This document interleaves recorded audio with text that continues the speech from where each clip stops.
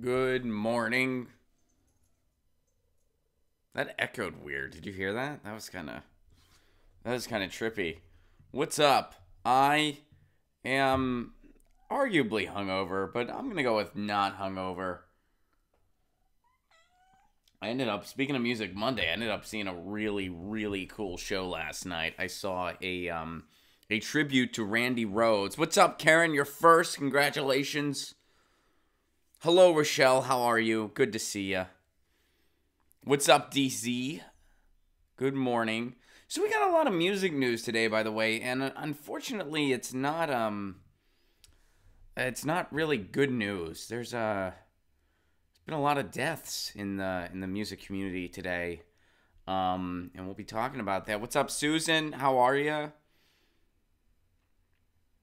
But I got to go randomly. It was really random. I got to see a tribute to Randy Rhoads last night.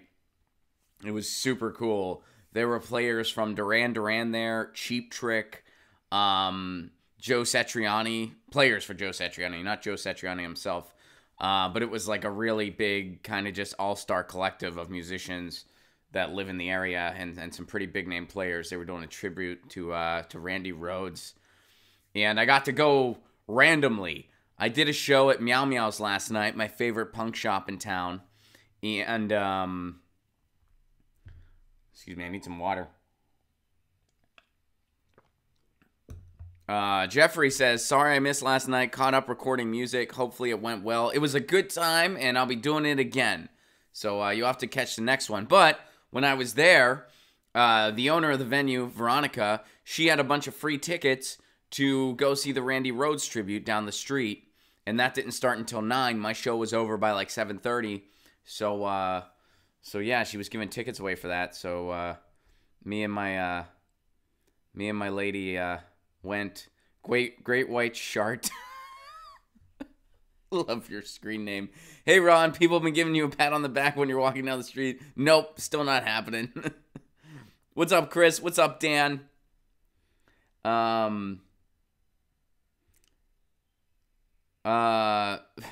Hey Ron, has your hand gotten tired from all the establishment reporters shaking it, congratulating you for getting Russiagate right? Nope. No, but I'm looking forward to the playoffs. It's playoff hockey time. I'm stoked for that. What's up, Elephants on Coke? You got to hang out with Dick Dell. That's freaking awesome. That is freaking awesome. I changed the strings on my guitar yesterday, and I did it very quickly. And I was proud of myself for that.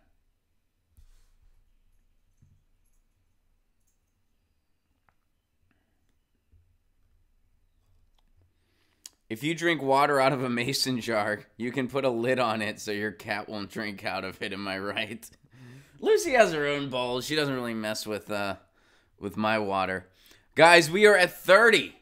We are at 30. Good morning. Happy Music Monday. Welcome to Get Your News On with Ron, the world's first viewer-curated streaming news show. That means you guys send me stuff, and that's how we build the show. I'm seeing everything for the first time, and that's what we do here.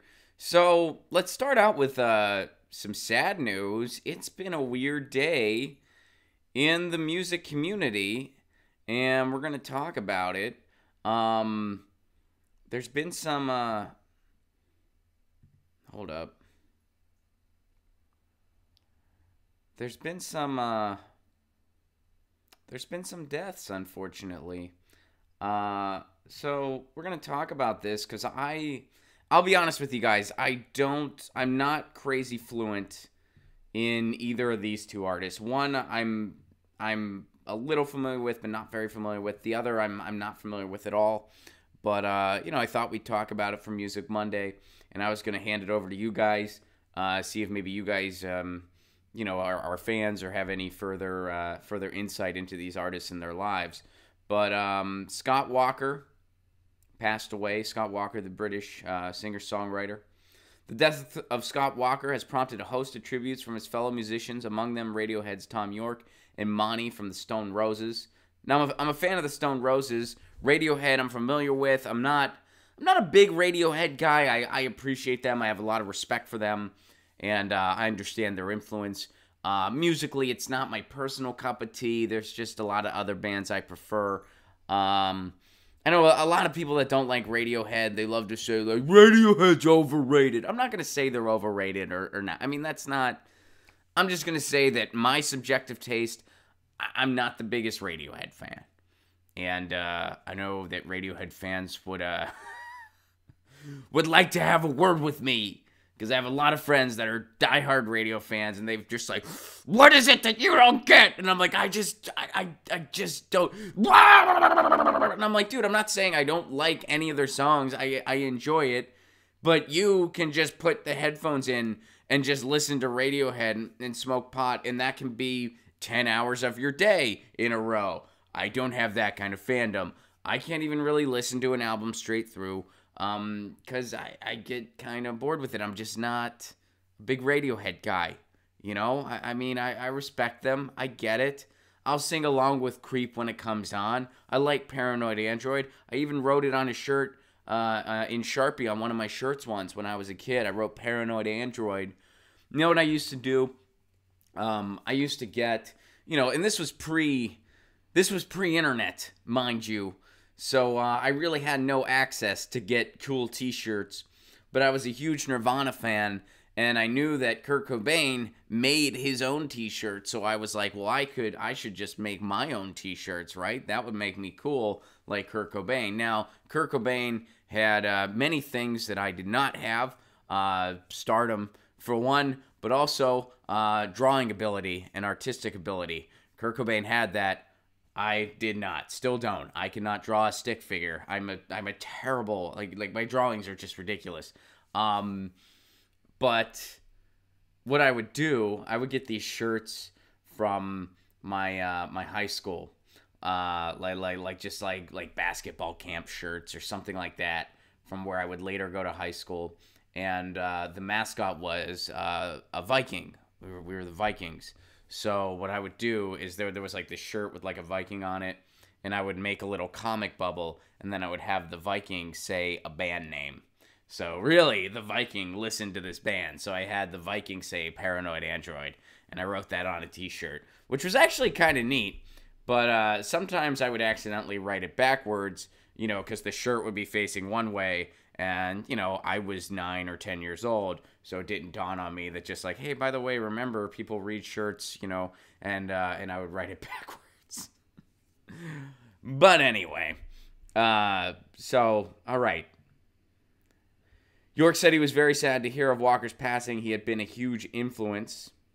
He was on, Scott Walker was on the label 4AD. So Wendy Smith is tweeting about it. Ian McMillan, poet Ian McMillan. Ian McClellan is somebody else. Eloquently said Walker had an unforgettable voice like a cathedral lit by a sunset. And Tom Watson, this is the UK Tom Watson, by the way, not the guy in the US. Tom Watson also tweeted for Scott Walker. In recent years, he worked as a film composer, writing the scores for such films as The Childhood of a Leader and the upcoming Vox Lux. So Scott Walker passed today, and also today on this Music Monday, which is such a bummer. There's a rapper out of Philadelphia. Admittedly, I'm not familiar with this person, unfortunately, but they were a legendary rapper in Philadelphia. I know nothing else about them other than that and the article we're about to read. But the legendary Philadelphia battle rapper Tech N9ne has died. So let's see what Tech N9ne was all about here. Tech N9ne, born Akeem Mickens, and most famously known for being one of battle rap's modern greats, passed away this morning. Tech N9ne was very widely appreciated across the culture for his contributions and skill. Not only could he take you out in a battle, but he transitioned into being a legendary commentator too. So I guess he was a commentator on the battles. Many fans were confused initially, confusing him for the similarly named rapper Tech N9ne. Tech Nunn had nothing but appreciation for the Philly-born MC. He took to social media to say a few words after news of his passing broke amid calls from his own family asking if he was healthy. Sadly, it's true. We lost Philadelphia and battle rap legend and pioneer, battle rapper Buttus from the Block told XXL. Unfortunately, we haven't fully figured the cause of death. We are praying it was natural causes. He had no signs of harm done to his body. Well-known rappers such as Kendrick Lamar, Lupe Fiasco, Denzel Curry, and Lloyd Banks have also hopped onto Twitter to show some love for Tech Nine and wish his family the best. Tech Nine most famously made his impact in the Ultimate Rap League. People would tune in just to see him rhyme. So he was a good battle guy, good battle rapper. He used his gift of turning a phrase and top of the dome thinking to give you the most colorful commentary during other battles. So rest in peace to a rap legend. So, this is my first time hearing about Tech Nine, and this is an unfortunate first hearing. Scott Walker, I knew who he was. I was vaguely familiar. I'm familiar with 4AD Records, so, I've heard the name and seen it around, but I'm not crazy fluent in his music either. But we just lost two greats in two, very different scenes and genres of music. But that's a really bummer Music Monday. So I want to go to you guys, see if maybe you have more insight into either of these artists. Maybe you're familiar. And then we'll move on to happier stuff. Some of it's happier stuff. Some of it's not so much. We have another Music Monday story that I want to go into as well. But I thought it was, it was good to kind of cover that because that's a trippy Music Monday where you just see two deaths trending, that's a bummer.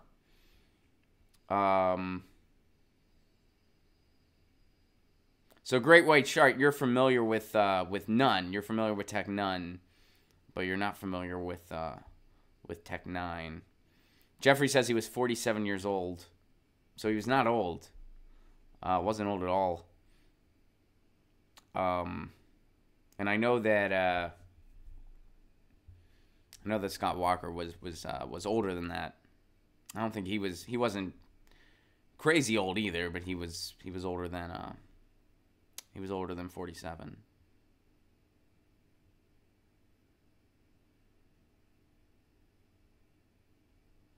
Mick Resistor, I feel you're on. I wish I could draw. I can write, but no one cares about that.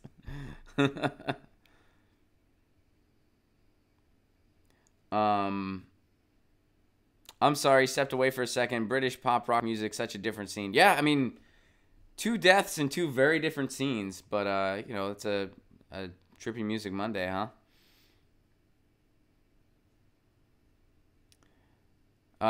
Great White Shark, you do know both. Okay, cool. 20th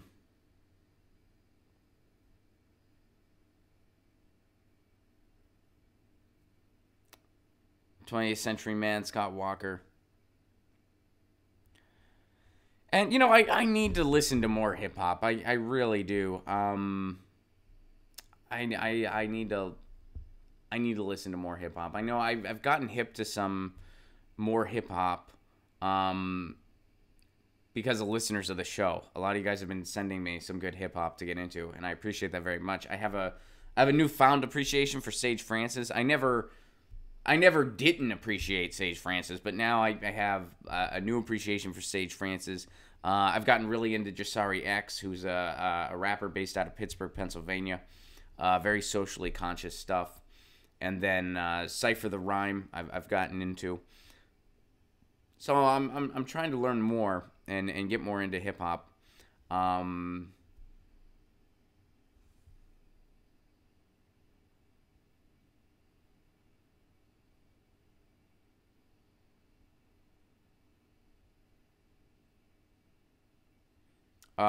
Tech Nine died.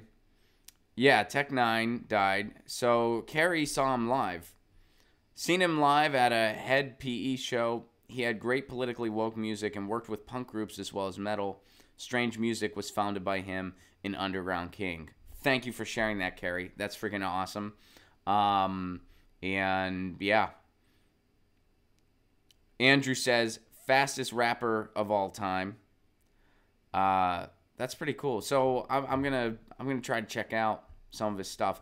It's a really big bummer when you don't find out about somebody until they're gone, and then you dive into their catalog and you're just like, all right.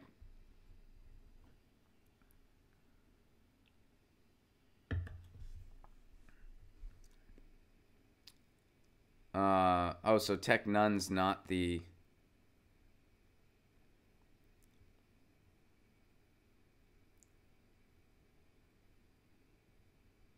Oh, you guys are talking about the other person. All right. So we're going to move on.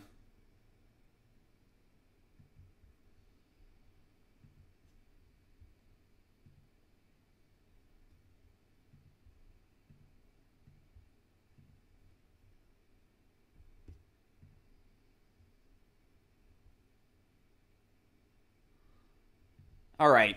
Here's the other thing I wanted to talk about for Music Monday. Stop giving Beto O'Rourke credit.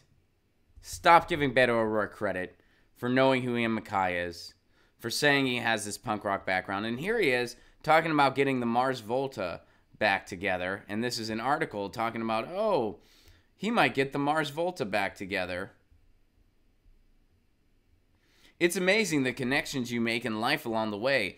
Though recently declaring himself as a candidate for the U.S. presidency in 2020, Texas politician Beto O'Rourke also once served as a musician, playing in a punk band with the Mars Volta's Cedric Bixler Zavala. During a recent campaign stop, O'Rourke was asked if he'd be interested in having the Mars Volta play his inauguration. "We would be honored to have the Mars Volta play anything along the campaign or in the presidency," stated O'Rourke. All right, so he said, yeah, and this is a skinny on Mars Volta, which started, at the drive-in, branched off into two bands, Sparta and the Mars Volta later. And then here, there's more from, I thought there was more from Beto O'Rourke here. Oh, here we go. Back in 2017, O'Rourke told the Washington Post of his music career past. That's putting it very generously. Music career. Okay. "I wasn't very good at it. My father won't say it, but the expectation is we didn't take out loans for you to go to Columbia and then play in a punk band your whole life." Wow, Beto. That screams leadership. Beto, let me tell you something. I like my dad. I have a good relationship with my father. It sounds like you do as well. That's cool. But if I listened to everything my dad told me, I wouldn't have a career in comedy. That's just a fact. If I took all of my dad's advice, I would not have a career in comedy. I would be doing something that I don't love as much. I don't know what that something would be. I'd probably be a teacher or something like that, which is fine, but I wouldn't love it as much as doing comedy. But I had a little thing called courage, and I had a little thing called being true to myself, Beto, something that you can't do. And you've proven that. You can't do that. You couldn't do that when you were younger, and you can't do it now because you're beholden to oil and gas, and you're beholden to donors and not people and not voters. And given the music you grew up on, you should know better. You have no excuses. None whatsoever. So that right there, stop giving Beto cred. He does not deserve any cred. Oh, and he's saying, oh, I might get the Mars Volta back together. Guess what, Beto? I prefer At the Drive-In, and they're already back together pretty much. So, no thank you. No thank you. And I feel like that sort of is the metaphor for Beto O'Rourke in general. I'm going to get a public option. You know what? We got a better bill out there. It's called Medicare for All, and you won't get on board with it. So stop giving Beto O'Rourke credit when you know who actually does have some legitimacy in punk rock in their background. Another guy named Bernie Sanders. Here's an article from a while ago. How Bernie Sanders shaped the Northeast punk scene. The youth center Sanders opened as mayor of Burlington in the 1980s is now the country's oldest all-ages DIY venue, renowned for its punk scene. 242 Main Street, which I think actually sadly closed recently. You know what? Let me check on that right now. I think that actually closed.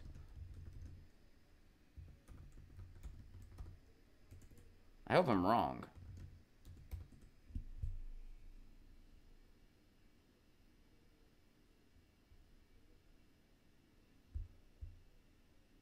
Yeah, okay, so it did close. Yeah, it lasted for 32 years. It closed its door. They closed the doors in 2016. But anyway, it was around for 32 years, and Bernie Sanders made it happen. All right, here's the story. So this 242 Main Street didn't get a household name quite like CBGB in New York or 924 Gilman, but it was a pretty special place. Fugazi played there. They list a lot of the people that played there. Let me find that.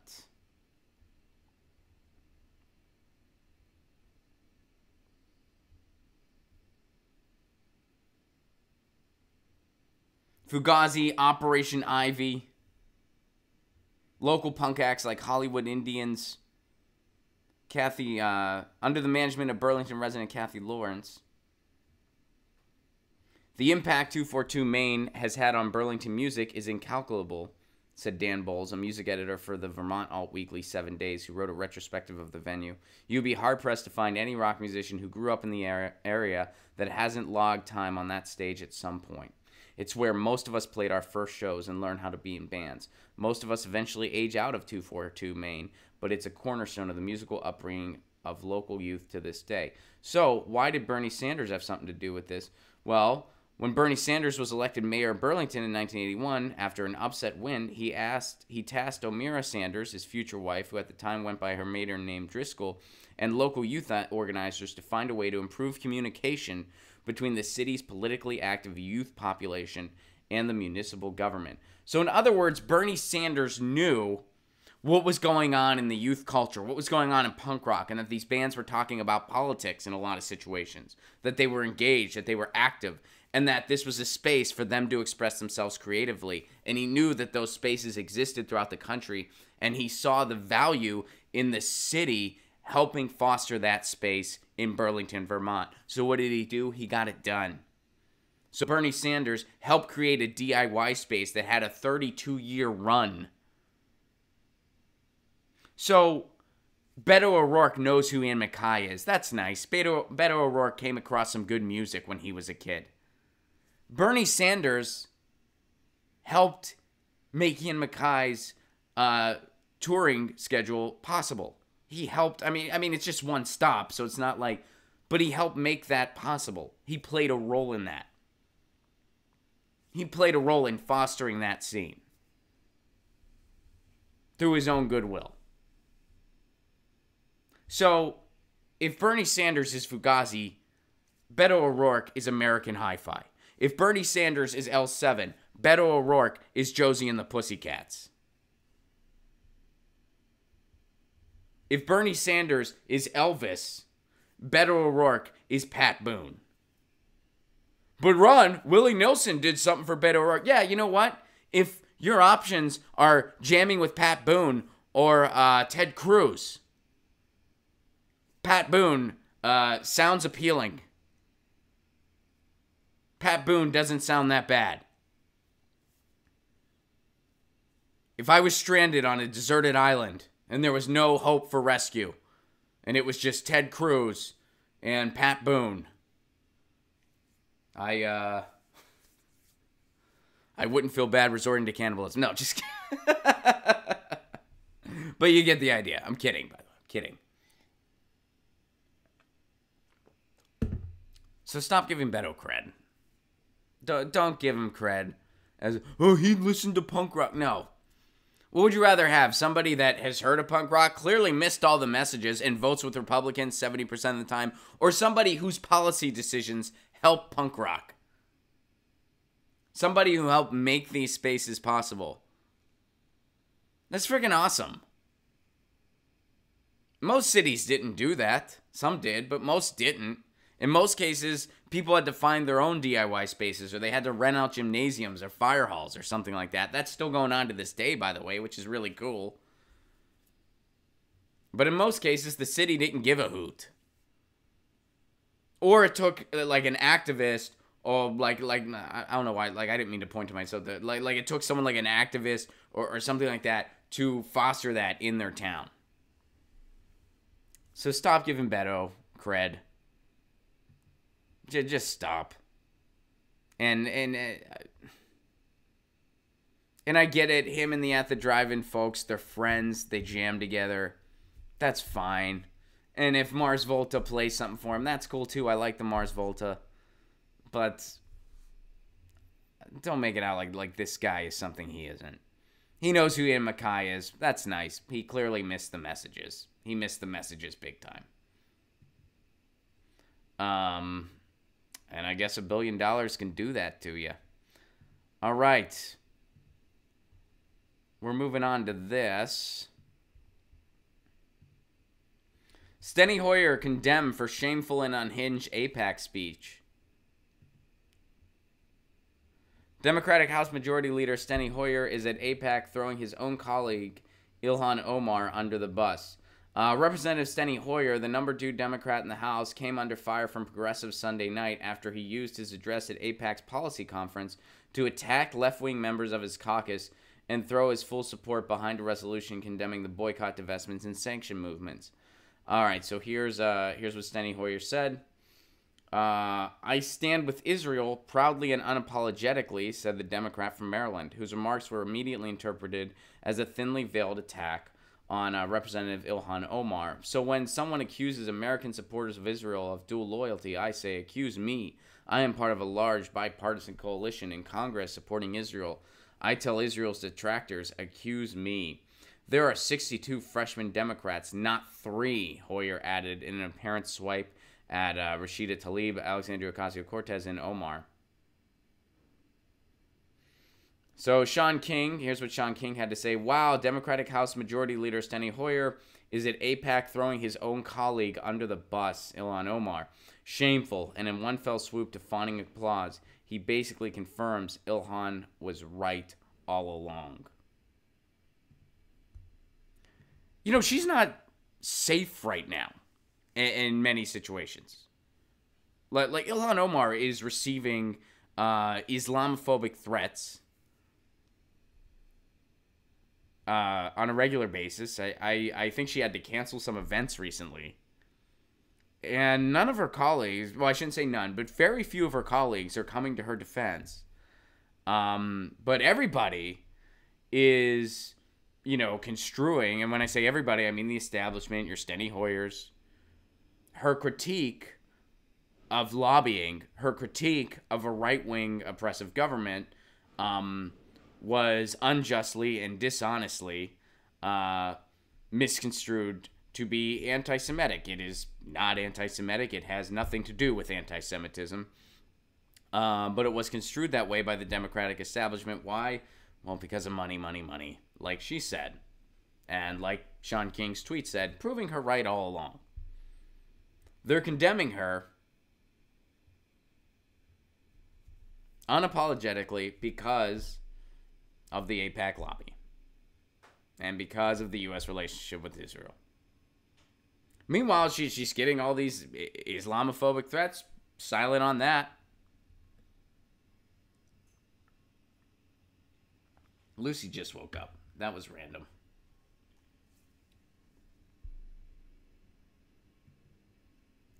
So, we're going to go here now, and then we're going to end a little earlier today because at 11:30, I'm going to be interviewing Evan Greer live on YouTube. Evan is an amazing singer-songwriter. She's got a new album coming out next week. It is an amazing, I got to preview it. It's an amazing indie folk punk album. I enjoyed it very much. We're going to be talking to her about the album. We're also going to be talking to her about Fight for the Future because she works at Fight for the Future. Fight for the Future is the organization fighting for net neutrality. They've been doing some amazing work on the front lines. She's been writing some amazing columns. You probably saw me retweeting a bunch of their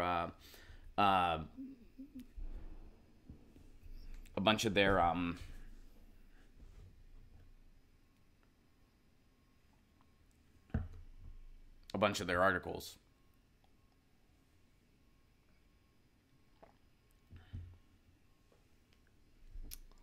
So that's going to be happening at 11:30.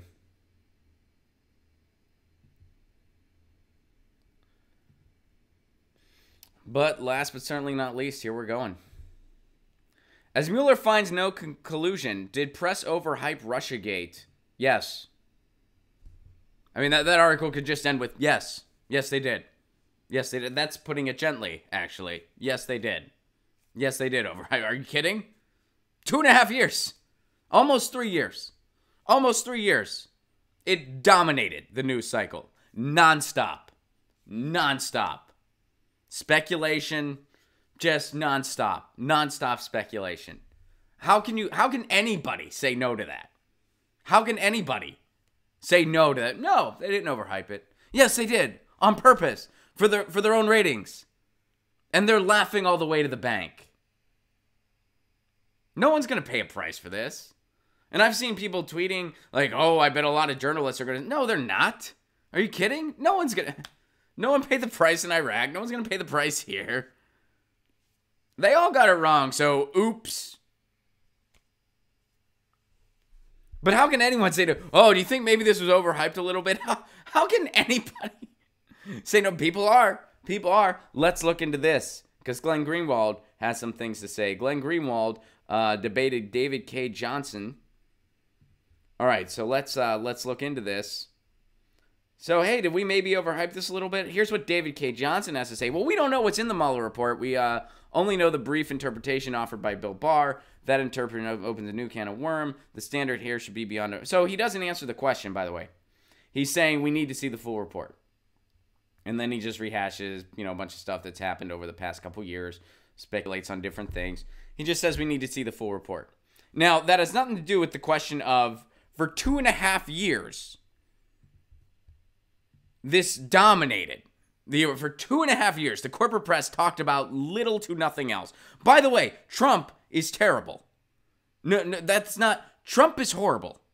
And there were so many things Trump has done. I mean, he passed a horrific tax plan that we barely talked about.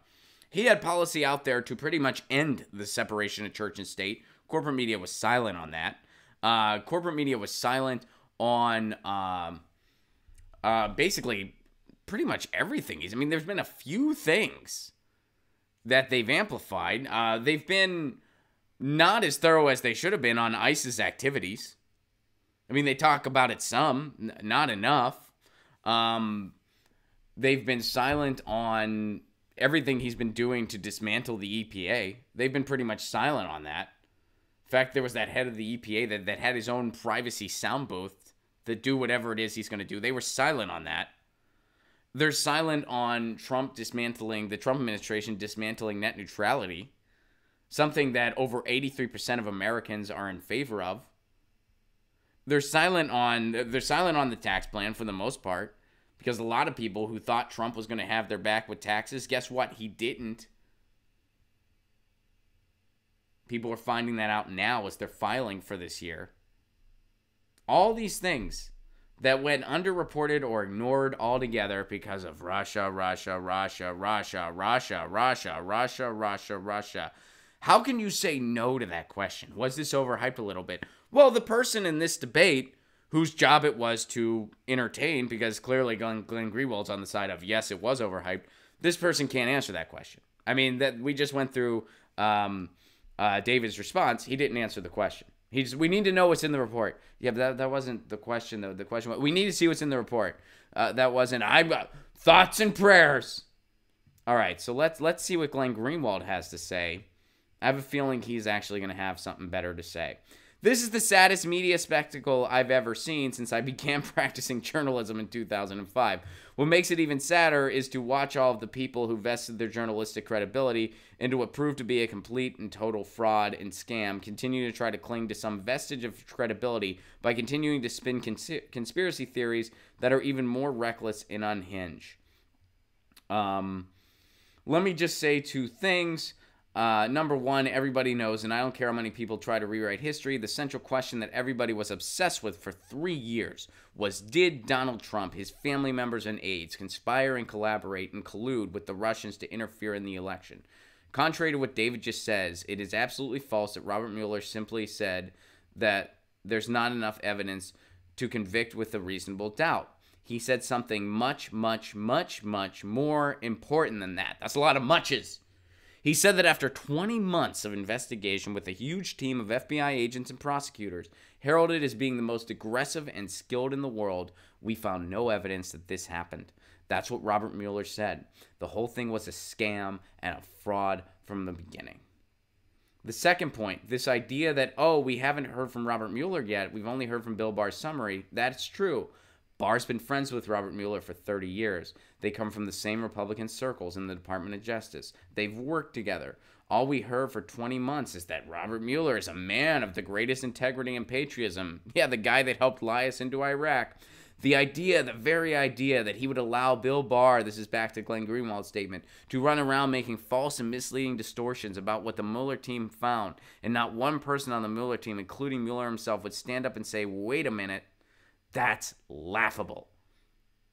That is laughable.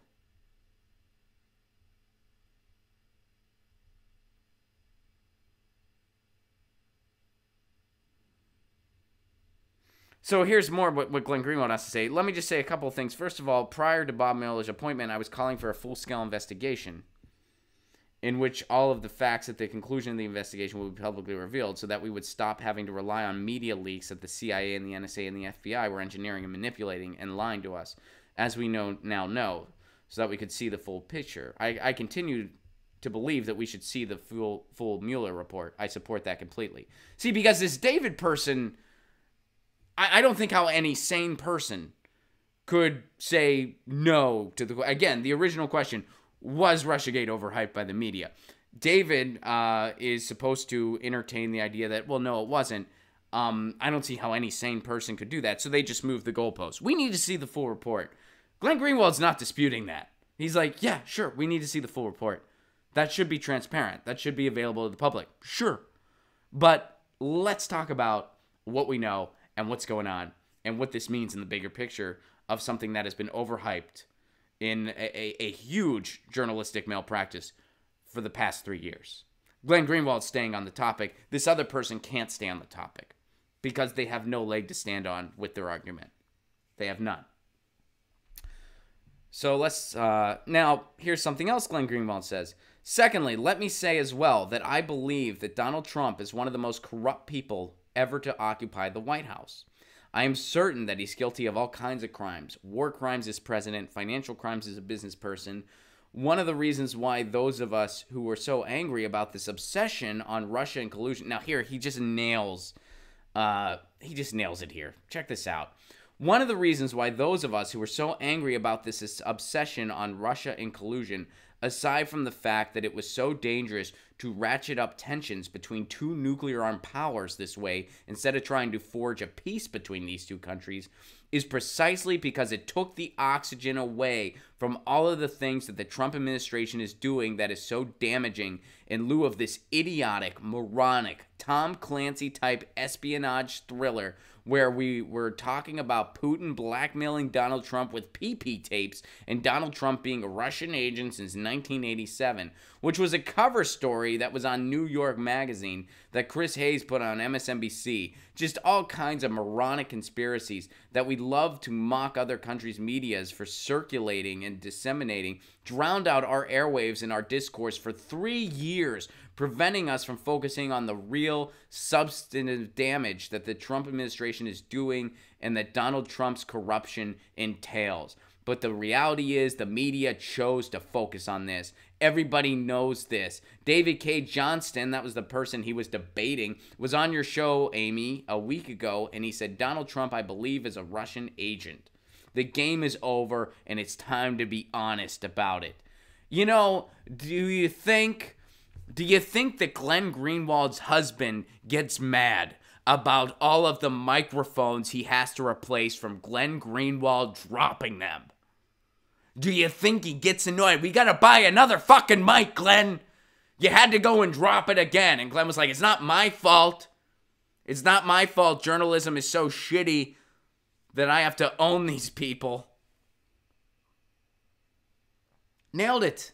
Nailed it. For 3 years, instead of focusing on the horrible things the Trump administration has been doing, we've been focusing on this, and look what happened. Look what happened. By the way, I'm wearing a shirt today. It says, no Trump, no KKK, no fascist USA. I dislike Trump as much as everybody else. I just didn't let him steal my critical thinking skills. I wanted to focus on what was really going on.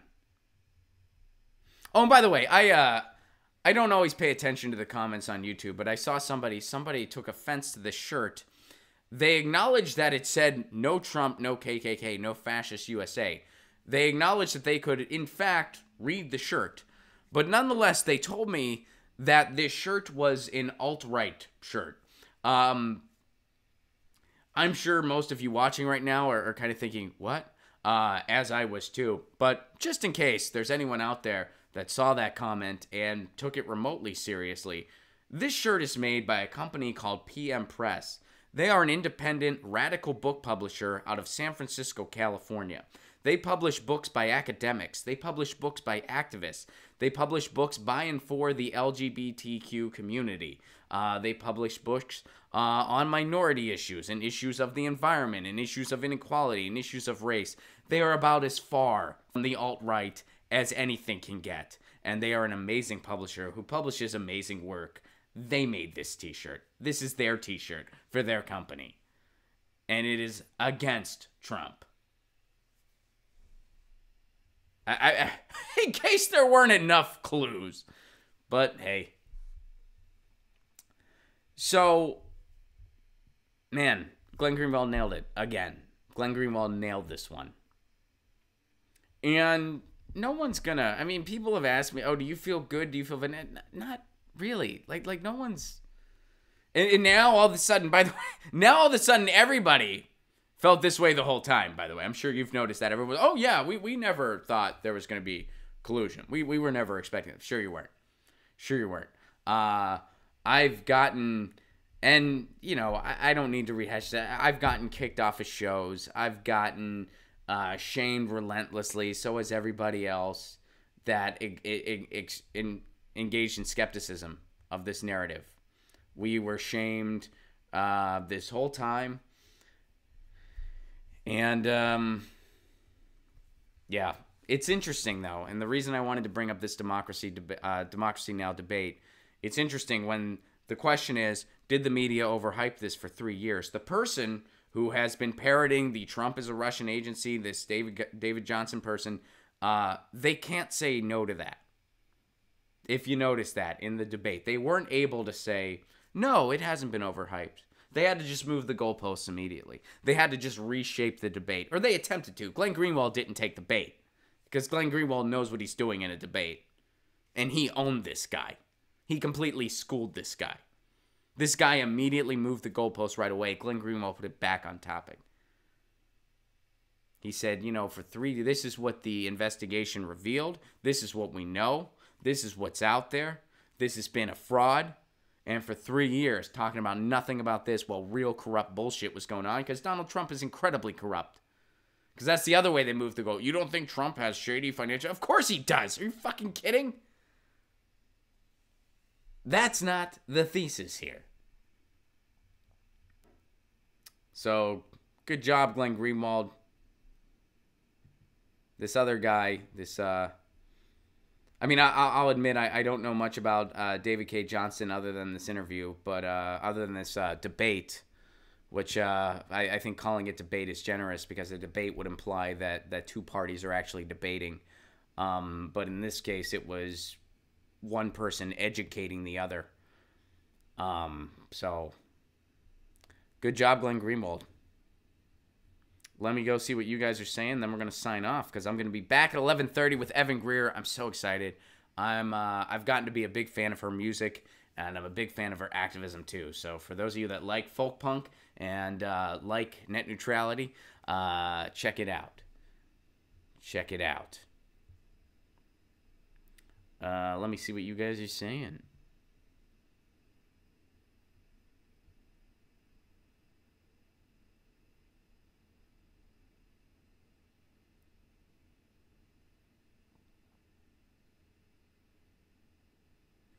Norbert, have a great interview, Ron. Thank you very much.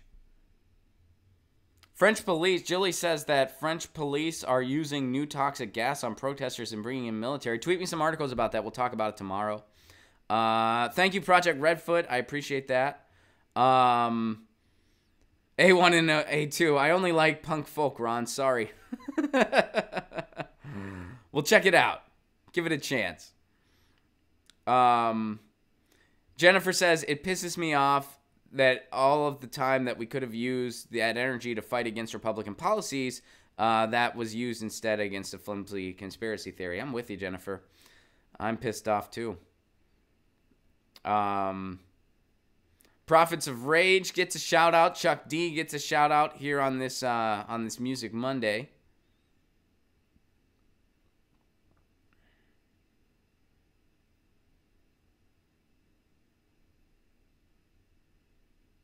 And Hank actually watched this interview, and Hank's review is Glenn put a spanking on David. And Google says, damn you, Putin. Guys, we are totally out of time. Thank you so much for tuning in today. Thank you for being part of this Music Monday. Sorry there was some bummer news on Music Monday today. Yeah, rest in power to Tech9. Rest in power to Scott Walker. And stop giving Beto music cred. Don't give it to him. We just broke down why. I'm thinking of titling that video, Bernie's a Punk, Beto's a Runt. But I don't know if... I feel like that title... It's a reference to a Ramones song. It's a reference to Judy is a Punk by the Ramones. But I don't know if that would... yeah, I don't know. I'm worried I could get in... I'm worried I could get in trouble for that title. Ray, going to DC to NATO. Hope you cover. Reach out to Nick Brana. Thank you, Ray. I'll look into that. Google says my info. Oh, Google says, I like your screen name. Comrade Ron, your accent is great accent. Asset to Mother Russia. Do svidaniya, brother. Thank you. Balthazar, cheers from Seoul. Oh, that's cool. Maybe you can help Graham with getting links in his description. He can show you tracking in return. Thank you, Balthazar. I appreciate that. Thank you guys for the super chat contributions. Tour dates coming up. Texas, get your tickets. Get your tickets, Texas. Graham Elwood and I are going to be there next month. We're going to be in Fort Worth. We're going to be in Houston. We're going to be in San Antonio. We're going to be in Austin. Grab those tickets. April 19th, I'm doing my first house show of the year in Boulder Creek, California. If you want to attend that show, email me. It's a house show, so email me, and I'll get you the info on how to attend that. May 1st, I will be in Indianapolis. That's just me. That's not the Progressive Comedy Tour. That's just me. But I'll be in Indianapolis May 1st. Grab tickets for that. And June... Oh, wait. May 11th through 13th, Salt Lake City and Boise. And then June, we're hitting the East Coast. New York City. We're going to be in Baltimore. We're going to be in D.C. We're going to be in Boston. We're going to be in Philadelphia. Tickets for all those shows available at ronplacone.com. In July, we're hitting Vegas, baby. July 27th, Graham Elwood and I are doing a Progressive Comedy Tour in Vegas. Tickets for all those shows available. ronplacone.com. You guys are amazing. If you want to support the show on the sustainability end, please do consider becoming a patron. For Give What You Can level, you get all kinds of exclusive content, including a bunch of stand-up. I've been posting a bunch of stand-up lately, and you guys get the full clips that aren't anywhere else, and you help keep the show on the air, and you help me expand the show. You help me do more streams. You help me grow the show. You guys are awesome. We'll be back tomorrow, same time, same channel. 10 a.m. Pacific Standard Time, 1 p.m. Eastern for Get Your News On with Ron. And you guys tweet me articles. This is how we do this. Couldn't do without you. You guys are the best executive producers in the business. Thanks for helping me learn what's going on every morning. Peace.